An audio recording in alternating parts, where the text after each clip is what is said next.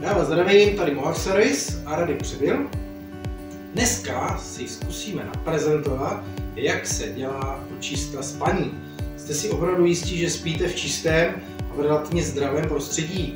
Tak, dneska se podíváme na kloubek madrací, protože každý spíme na nějaké madraci.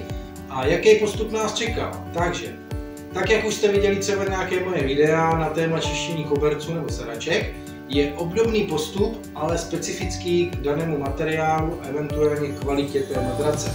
Takže jedna věc, že spíme na něčem, druhá věc je, co je pod námi. Takže proces je převýsátí, nějakým způsobem odstraníme základ, potom použijeme páru, což je podstata horkého ničení těch parazitů a aktivování toho materiálu, aby jsme mohli nějakým způsobem uchopit i potom čištění tou ekologickou fází suché pěny až po fázi odsání přes tepovač.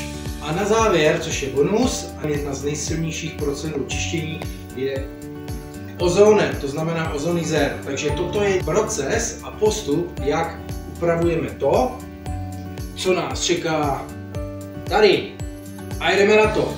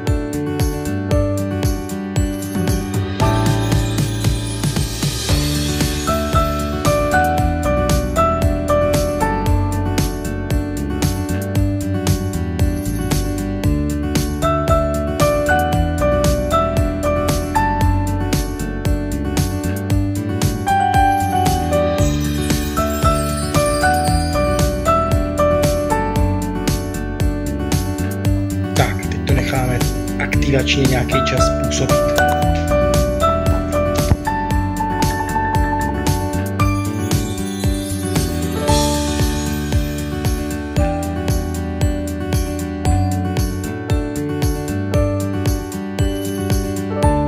Tak, po odsátí vody a všech těch potvůrek, co tam máme, přijde fáze ozonizéru.